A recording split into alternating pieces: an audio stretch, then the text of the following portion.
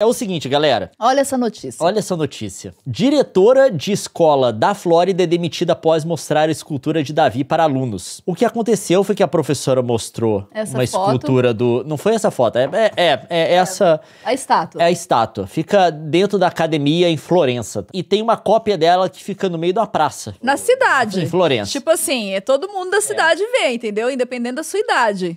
Tem até aqui em inglês, tá? Essa diretora dessa escola mostrou para os alunos e ela meio que foi forçada a se demitir. Aconteceu depois que ela exibiu aos seus alunos da sexta série imagens da escultura de Davi e do afresco A Criação de Adão, de Michelangelo. Além da tela Nascimento de Vênus, de Botticelli. Todas obras essenciais do período renascentista, conteúdo contemplado pela escola para estudantes daquela faixa etária. O protocolo usual, segundo Carrasquilha, é enviar uma carta aos pais avisando que tais obras serão exibidas aos alunos. Há 10 anos passando esse tipo de conteúdo às crianças, ela disse ao site HuffPost saber que de vez em quando tem algum pai que fica chateado com a arte renascentista. Uma falha de comunicação, porém, impediu que o aviso chegasse aos responsáveis neste ano, e 3 deles reclamaram. Então, nesse ano, cometemos um erro flagrante. Disse Bishop, que foi o cara que demitiu ela, que deu o ultimato. Referindo-se à falha de comunicação. Os pais, depois de verem toda a porcaria que está sendo ensinada em escolas públicas durante a pandemia, decidiram por conta própria que não queriam que seus filhos aprendessem isso. Aqui ensinamos o currículo de Hillsdale, com foco em valores cívicos e morais. Ensinamos sobre a civilização ocidental tradicional, a educação clássica liberal. Se houver tópicos ou assuntos polêmicos, avisamos os pais com antecedência. Olha o nível da loucura. De acordo com Carrasquilha, 2 pais afirmaram que gostariam de ter sido avisados antes sobre a aula, enquanto um terceiro classificou o conteúdo passando em sala como pornográfico. Estão mais preocupados com os procedimentos e em apaziguar uma pequena minoria de pais do que em confiar na minha experiência como educadora por mais de 25 anos, afirmou ela ao Jornal da Cidade. Tem mais, porque isso daí, eles começaram a codificar isso em lei na Flórida, a gente sabe lá que tá o DeSantis que tá... Ele é o cara, assim, que quer apelar pros conservadores tradicionais, mas também, de vez em quando, ele joga um osso ali pra galera do Trump. Ele quer apelar pra conservadores e pra reacionários. Ele quer ser eleito presidente dos Estados Unidos e tá jogando um joguinho muito perigoso. A gente tá vendo, principalmente em alguns polos do mundo, isso tá sendo um fenômeno geral, tá? Um conservadorismo retrógrado, que não é conservadorismo. Não, é reacionarismo. É reacionarismo. Se eles usam o nome conservadorismo, é o que eles usam pra serem aceitos,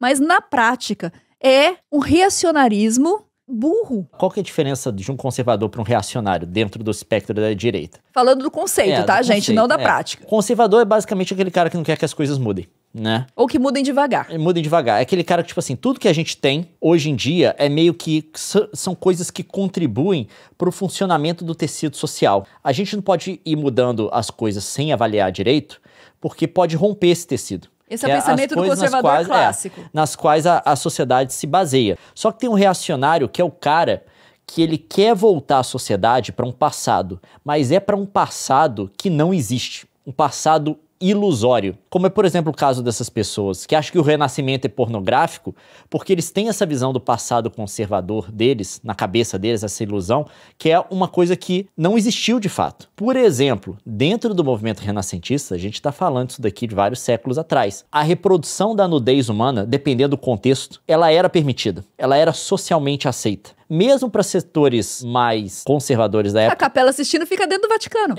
Mas a Capela Sistina tem um porém. Tem uma hora que ele passou um pouco do limite lá, segundo os padrões da época, o Michelangelo, e cobriram algumas nudezes que ele fez. Mas essa cena que a mulher não pôde mostrar lá tá dentro do Vaticano. Então, quando você tem essa visão exacerbada de um conservadorismo que não existiu no passado e uma tentativa de trazer esse conservadorismo que não existiu, que é ilusório, para o presente, aí você tem o reacionarismo. Se você for analisar de fato, principalmente essas questões sobre exposição à nudez humana, voltando lá atrás, tá, em períodos que eram muito mais conservadores do que a gente é hoje, dependendo do contexto, na arte, a exposição da nudez humana não era totalmente inaceitável. Em certos casos era bem aceitável, inclusive. Esse que é o problema, porque quando você vai falar com alguém conservador, é essa arte que ele quer que seja valorizada. Só estamos contextualizando pra vocês entenderem que às vezes um nome é usado pra reproduzir outra coisa, entendeu? O conservador, ele vai criticar as mudanças sociais que desvalorizam esse tipo de coisa na cabeça dele, né? Esse tipo de arte mais antiga, arte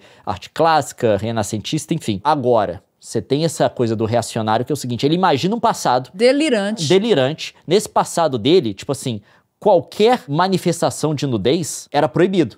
Mas a gente sabe que não foi assim.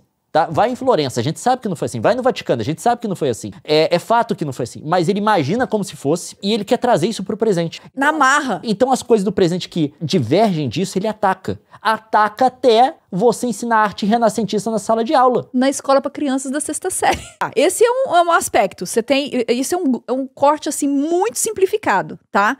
E porque você vai colocando outros componentes. E a gente tá vivendo um momento muito específico da nossa civilidade aqui, civilização, que é o Ocidente imerso e sendo meio que ensopado, meio que embebido num fanatismo religioso. Não é nem religioso. A religião, na verdade, eu acho que é uma plataforma onde esse movimento reacionário se apoia, porque tem muitas coisas deles que são antirreligiosas. A religião é um banquinho no qual se apoia para ficar mais alto, mas eles não têm absolutamente nenhum comprometimento com o pensamento religioso. Eu vou falar, o conservador tem, o reacionário não tem, não. Mas a galera, o meu problema é o seguinte, essa galera reacionária, ela se utiliza de uma aceitação que se tem com religião para dizer que eles são religiosos, mas na verdade o que eles estão vendendo é uma completa loucura, uma insanidade e uma ignorância voluntária. Um amigo meu usou esse termo e eu achei sensacional, porque isso é culto à ignorância, sabe? Ao que há de mais chulo,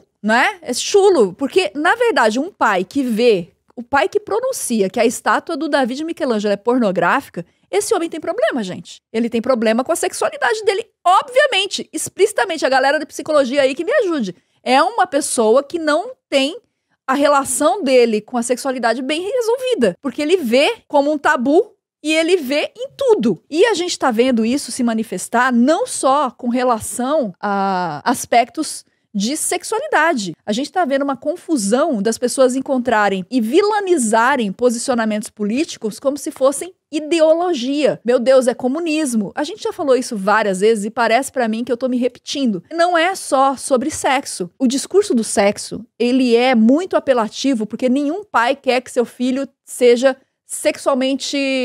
Você não quer que sua criança seja exposta e tá certo, sexualizada precocemente. Né? Mas aí que tá. Só que nem tudo que envolve nudez quer dizer sensual, exceto na cabeça desse povo doente. Porque você tem que ter uma relação saudável com o seu corpo, entender o que é o seu corpo. A educação sexual, ela começa muito cedo, inclusive como forma preventiva de violência. Você aprende quais são as áreas do seu corpo que você tem que preservar mais, que você tem que cuidar mais, e você aprende isso criança. Existem noções de sexualidade, obviamente, às quais a criança não deve ser submetida. É óbvio. Pra mim é óbvio, porque ela não tá preparada. Mas tem algumas coisas que até por questão de segurança você precisa. Você tem que explicar pra criança, ó, se algum adulto, alguma pessoa quiser tocar nessas partes de você, ele não pode fazer isso. Você vai vir pra alguém, normalmente é o professor ou alguma outra autoridade. Você não pode falar que é só os pais, porque em muitos casos são os pais que abusam, né? Você tem que ir pra uma autoridade, professor, alguém que você confia, alguém que você conhece, e você tem que contar isso. Isso tem que ser explicado muito cedo. Cedo pra criança. Pra mim isso tem que ser explicado cedo, porque senão, se você não fizer isso, a única pessoa que você tá ajudando é o abusador. Tem coisas que, tipo assim, a gente fala que os pais têm que ensinar. Isso é um direito dos pais. Os pais têm primazia nesse tipo de coisa. Tem várias coisas nesse sentido, tá? Religião, né? E coisas do tipo. Mas a gente tem que lembrar que o filho não é propriedade privada. Por isso que se você abusar do seu filho, tá? Você vai preso, o Estado vai tirar a criança de você. Tem coisas que pra preservar a criança, a gente como sociedade tem que oferecer pra ela. Uhum. Seja na escola, seja em qualquer outro lugar. E tem mais, porque você cria um tabu com o assunto. E tudo que vira tabu adoece lá na ponta, entendeu? Se você não pode tocar no assunto, se você fica envergonhado de tocar numa coisa que é super natural da vida, tipo assim, é uma necessidade fisiológica, quando desenvolvido, lógico. Mas se você não consegue conversar, cria uma atmosfera de proibido, você cria uma atmosfera de mistério e você acaba tendo o efeito justamente ao contrário, entendeu? Da sexualização precoce pelo mistério que você tá criando, pelo tabu, pelo senso de proibido que você tá criando. Se você tem dificuldade de lidar com esse assunto, é porque é sinal de que você precisa procurar uma ajuda urgente, sabe? Se você tem umas travas de falar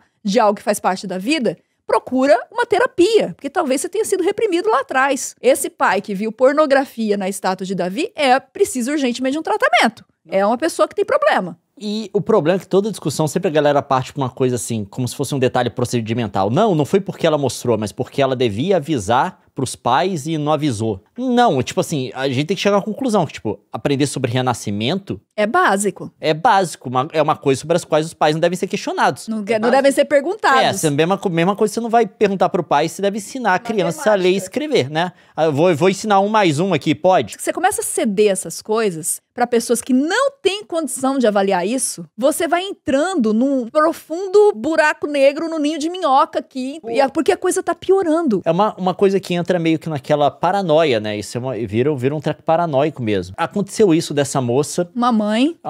Ela fez vídeo denunciando uma série de coisas problemáticas em livros. Problemática segundo ela, na cabeça dela.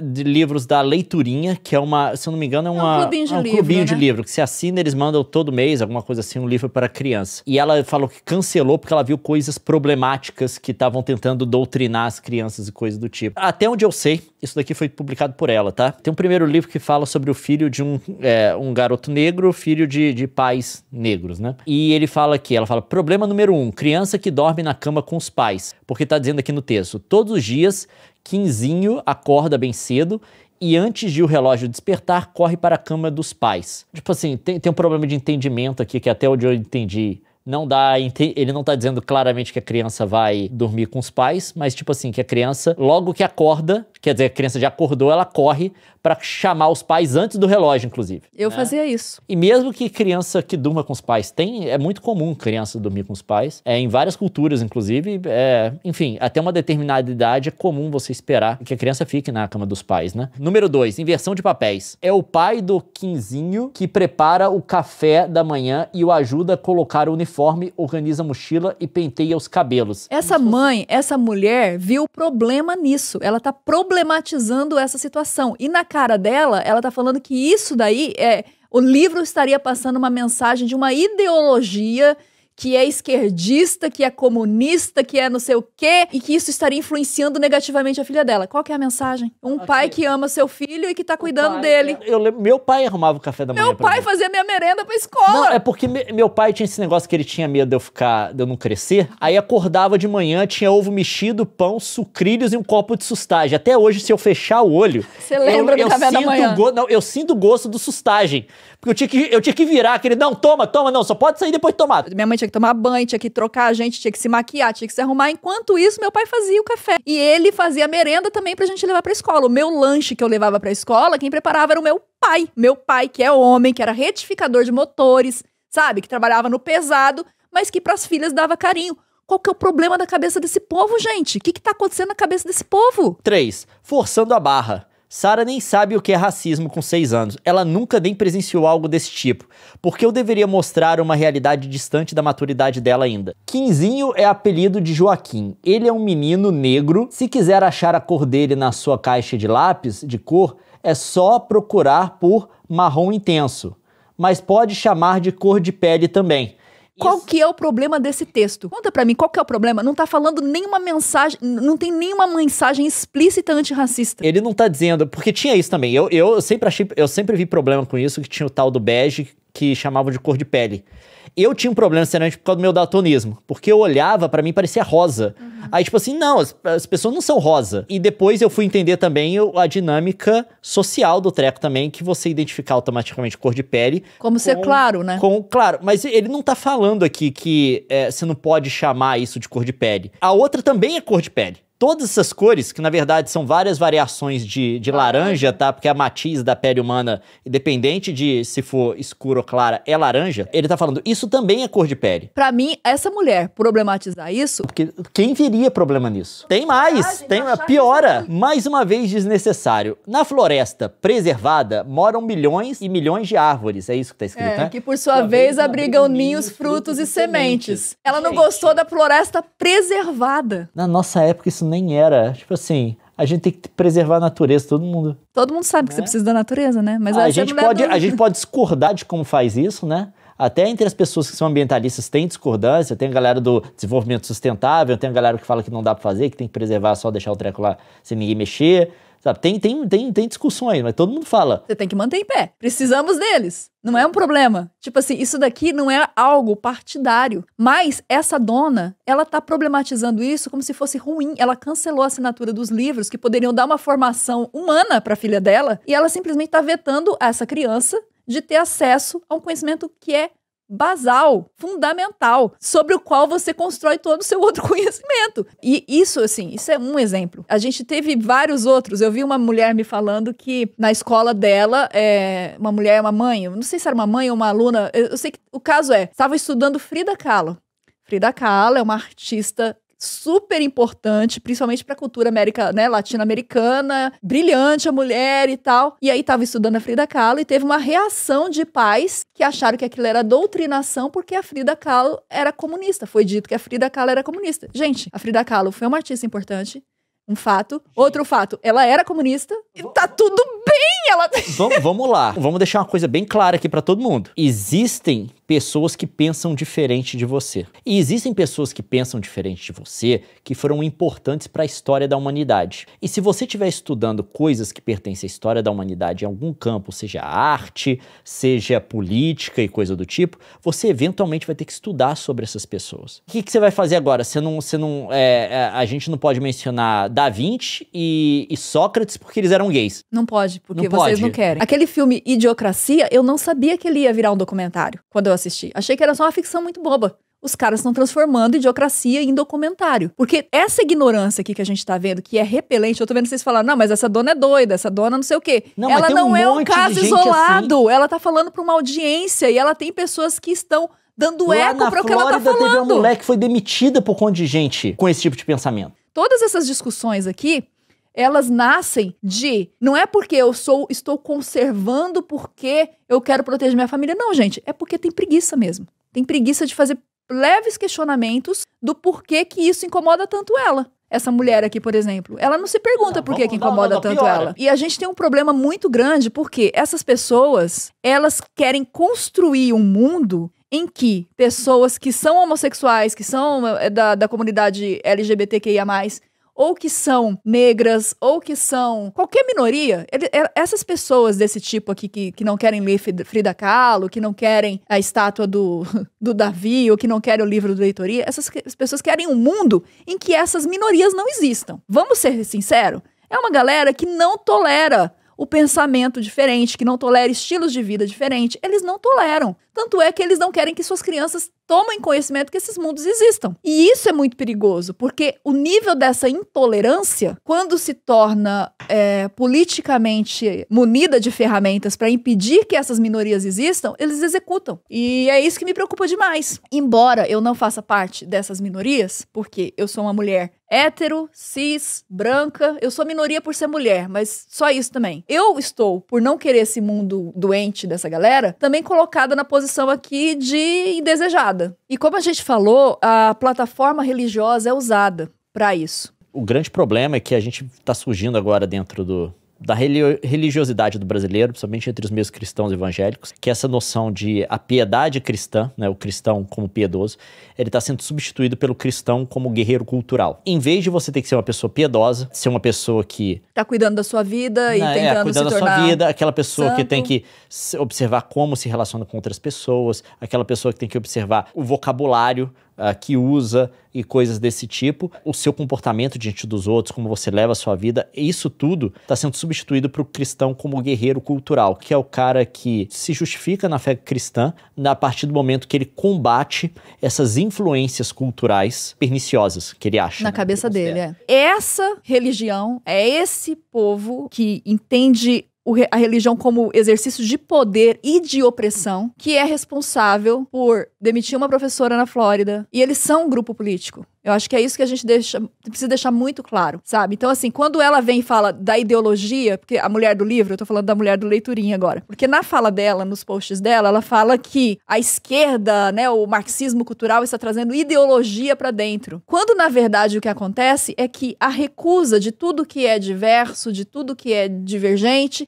que é, sim, de fato, uma posição política. Então, a gente tem um grupo político, entendeu? Olha como é irônico e contraditório. Ao fazer isso, ao imprimir uma etiqueta de ideológico, no sentido pejorativo da palavra, sobre os outros, essa pessoa está sendo ideológica no sentido mesmo da palavra. Então existe uma agenda de opressão no discurso dessas pessoas, que elas nunca vão admitir, elas nunca vão se encarar, elas não têm decência, eu acho, sabe, de olhar para o espelho e se perceber como as pessoas que estão sendo promotoras de racismo, homofobia e transfobia e misoginia também, no final das contas, porque nós mulheres e tudo que é feminino é odiado por essa galera. Tanto é que, inversão de papéis, um homem dar comida pro seu filho. Por quê? Por que magoou tanto ela? Porque, de alguma forma, essa pessoa tem um problema com o feminino, embora ela seja mulher. Isso acontece muito. Todas as atividades que são ligadas ao que, tradicionalmente, na cabeça dela é feminino, se um homem fizer inversão de papéis, entendeu? Porque ela já tá tão embebida naquele discurso, a energia masculina, o homem do papel, o homem lidera, a mulher é submissa, que ela não percebe o que ela tá falando. Ela não percebe o que incomoda ela. Mas é uma coisa tão explícita que todo mundo, que um pouquinho de sensibilidade vê e enxerga.